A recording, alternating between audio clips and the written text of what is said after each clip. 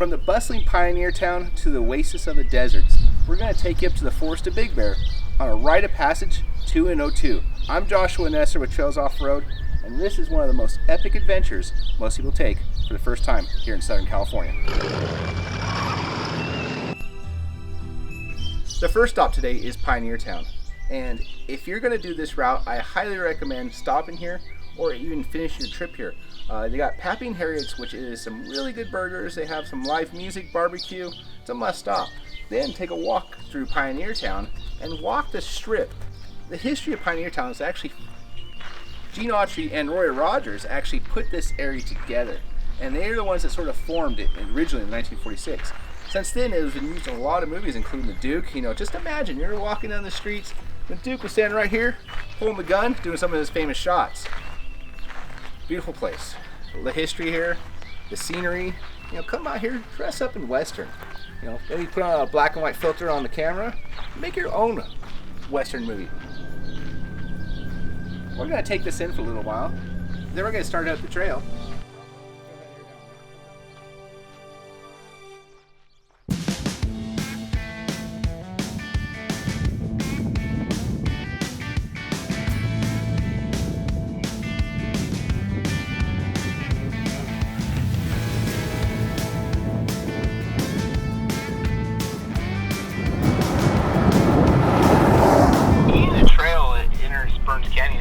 All residential, so when you're going up here, you know, keep your speed down, keep your dust down, respect these people. They live off the trail. You know, no one wants someone flying by their house. Same story here.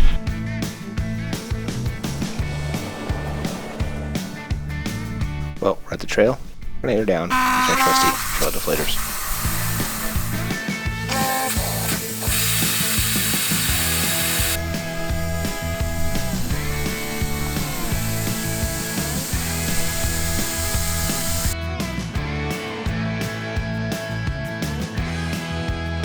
So near the bottom of the trail, you're going to enter with the first canyon. This might be Burton Canyon itself.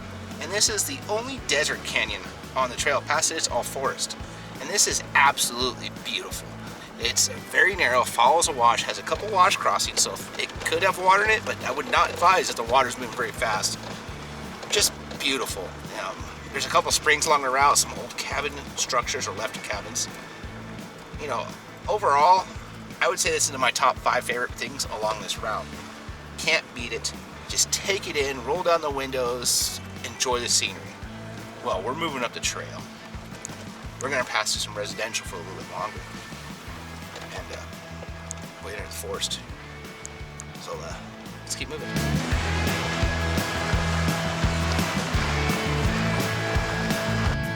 As we continue up the road, we exit the canyon, and then very shortly, it's probably one of the highest density of Joshua trees in Southern California, maybe possibly the United States.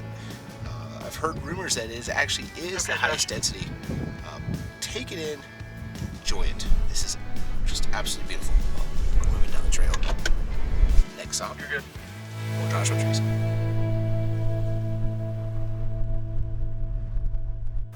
One of the must stops along the trail is Versa Springs or Vaseca Springs, and this is a very cool area. There's a pond that's just absolutely beautiful, and it's actually fed by a spring which you could drink out of. I've seen people drink out. In the area, there's an old windmill, there's tons of cabins. I do mean tons of cabins, and the scenery in the area is just pristine. I often camp here and also have lunch here when I'm in the trail. It's a must stop. It's worth going by. Now, I'd highly recommend maybe spending a day or two out here and just exploring the area because there's that much cool things in this area. Well, we need to get going back to 202 and getting up the trail. So let's get moving. Let's see what's ahead of us.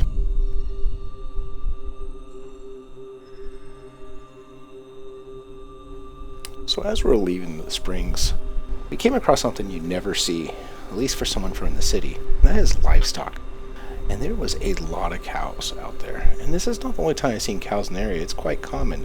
It's just really interesting to see this as, it's something we don't see every day. Well, we made it to a 202 turnoff, and we're going to head up the trail now. Now, this is one of my favorite sections of the trail because we're leaving the desert and head up into the mountains. And to me, the scenery gets 10 times better at least. Plus, there's a lot of great camping in this little area.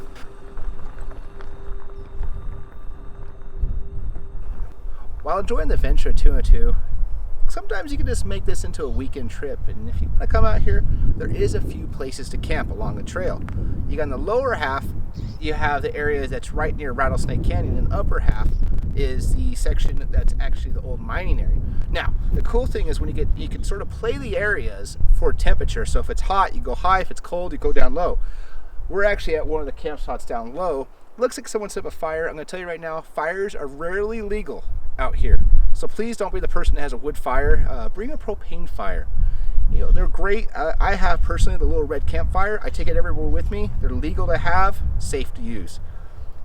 But when you're out here, just taking the scenery. I mean, this is probably one of the most beautiful places in America.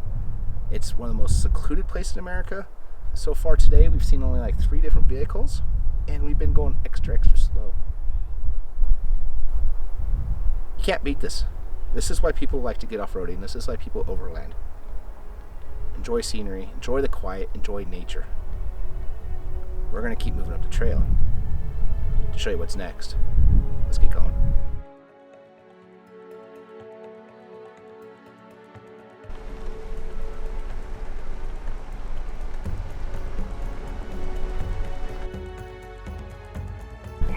So one of the cool things about this trail is that when you start at the bottom, you're in the desert. And it's desert, California, Mojave Desert. You know, cactus and nothing out there. And as you slowly work your way up the mountain, it just turns into Joshua Tree Forest, eventually turns into a pine forest, and then the forest actually has some redwood trees. I mean, absolutely beautiful. And then you need to crest over the top. You see Big Bear Lake off in the distance. Come out right in front of Gold Mountain, just facing you right across the lake. Can't really ask for a more majestic view. I mean, really, truly are lucky here in Southern California with these trails. And, you know, a lot of people don't realize how lucky we are.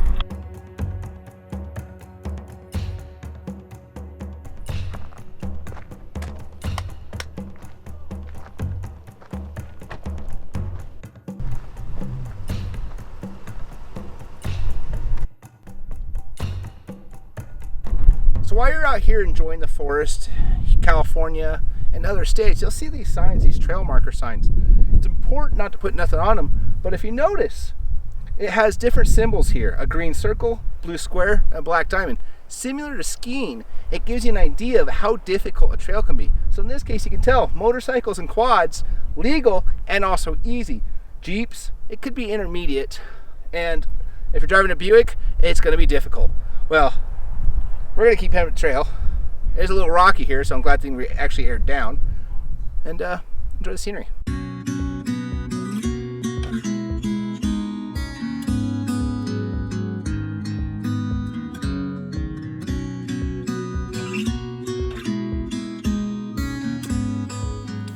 next section of this road is going to be your shelf roads.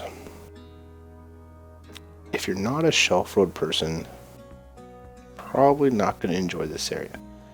Now, it isn't like a sheer cliff, but the cliffs are steep, and the road isn't the widest. There is some obstacles in the road, but the scenery in this area is top notch. You're going to now go from desert floor to into the forest. So you're seeing that nice gentle transition of pines starting to work their way in and the cactus work their way out. The colors out here are amazing. It really is what makes this area awesome. Now you are going to encounter some of the harder obstacles of this trail, but it's nothing a stock SUV can't easily do. Now, always be to pay attention to what's going on beside you, because the mines are all over the place. Most of the mines are closed off, so you can't get inside, but it's worth a stop, taking a look, checking out the history of the area.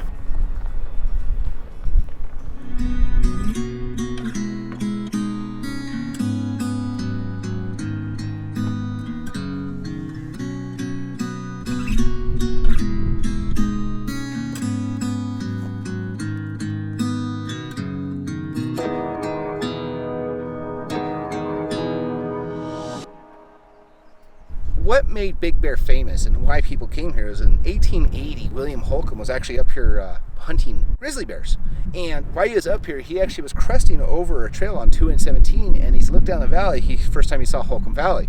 As he was walking down in there, in the creek bed itself was a softball-sized gold nugget. Well, it didn't take very long. Next thing you know, massive gold rush. This was the largest gold rush here in Southern California. Now, here's something most people don't know is most of the gold wasn't actually found in Holcomb Valley. It was found here, and this is called Lone Valley. And this is where the Homestake mine was, and as you can see, we're surrounded in arsenic piles. And you know, arsenic is the stuff that's deadly, so don't go licking the dirt out here. And this area got really busy around 1887. And like I was saying, this is where the gold was found. A majority of the gold that came off this mountain was from this area. Later on, they called it the Rose Mine. But if you just look around, there's foundations, there's mine shafts.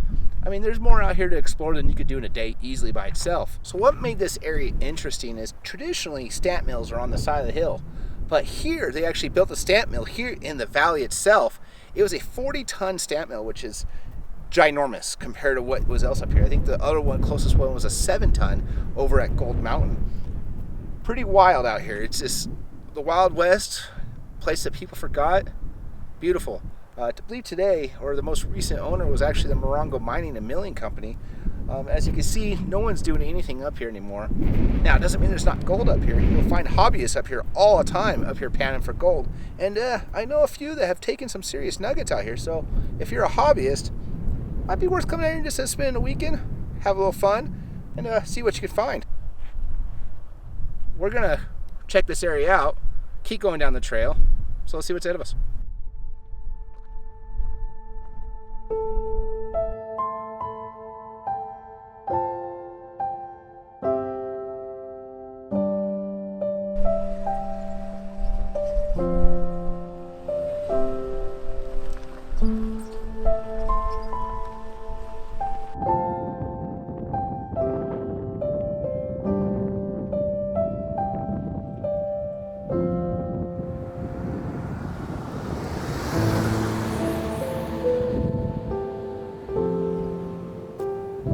As you leave the mining area, you head out into the valley. And this is probably the one area on this trail I remember the most and probably will never forget. And that is because it's probably the most beautiful area on the trail, as in beautiful valley floor up in the forest. The Joshua trees are a good solid 20, maybe even 30 feet tall. The pine trees are a beautiful red color, and the desert flora is a sharp green purple color. I mean, easily my favorite area. Now don't forget, there's still a lot of stuff in the area, so make sure you pay attention to what's around you and explore.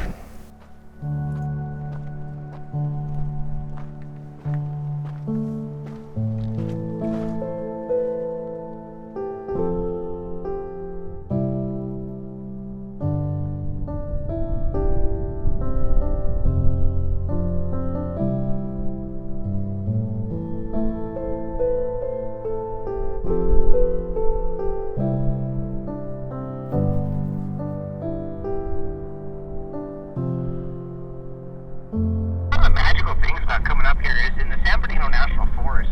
You're allowed to disperse camp almost anywhere. And you see down this trail, there's just endless amazing camp spots with views, $1 million views. You know, if you have the time and you have the equipment, you need to come up here and just stay up here for a weekend in the same spot and then just enjoy the views. I mean, we're totally lucky up here.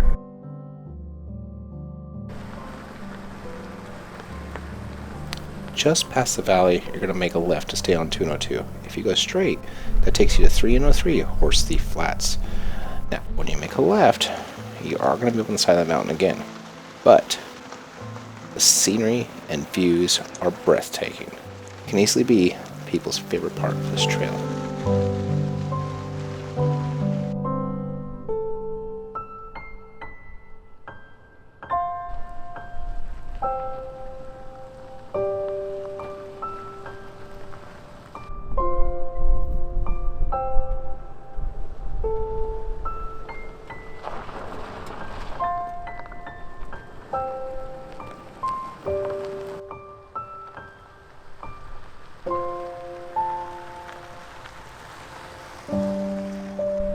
Wow, look at this camp spot up here on the right. Look at this overlook. It just looks over the entire valley below.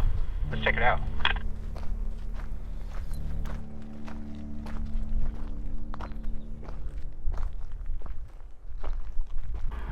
So Todd, as we get going down this trail, we're going to pass this bridge, and there's some beautiful redwoods right there, just howling on the trail. But I'll talk about a little history here. Unfortunately, back in the 90s, there was a fire came to this area, burnt down the area pretty good. But there used to be a bunch of little miners' picnic cabins you could stay in. More than once, we used to come out here and actually camp in them. It was really cool. I mean, these things were tiny, like you couldn't even stand up straight in them. They were so small. And they're about big enough for you to lay down inside without touching the walls. Anyway, we used to come up here, hang out, enjoy the beauty of Mother Nature has to offer here, and just, enjoy the mountains. Oh, I think right up here is a shooting range, and we're getting closer and closer to Big Bear. I'm getting hungry, and there's this place I like to go to called Saucy Mama's. It's a pizza place, but they also have other types of food, sandwiches, stuff like that. Great food. You need to stop talking about it, I'm getting hungry. Yeah, right. I'm so ready for food.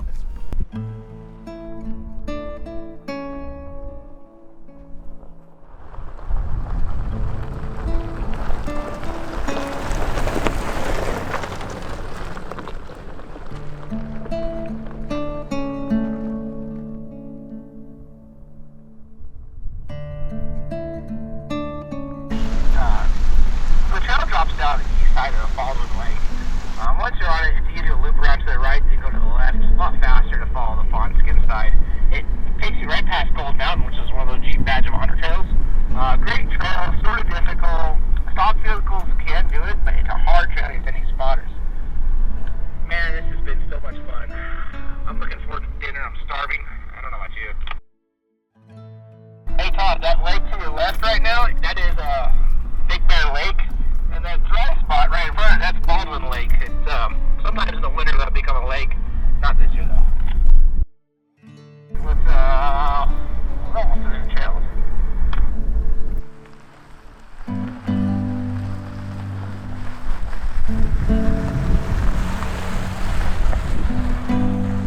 Wow, this has been an epic adventure. And there's no doubt why this is people's first go-to trail. I mean, the scenery has been amazing. The Joshua Tree Forest, the forest up here, the pine forest. I mean, just beautiful, just beautiful. Well, it's dinner time, and we skipped lunch today, so we're pretty hungry, so we're gonna get into town. With that said, please like, subscribe, and share this video. Comment below, and share on your social media. And you know what? If you see us in the trail, stop us, say hi. We'd love to hang out with you guys. Tell us what your favorite trails are. Get on the website, leave trip reports of the trails that you guys doing, and you know what? Just get out and have some fun. Thank you for watching. See you on the trail soon.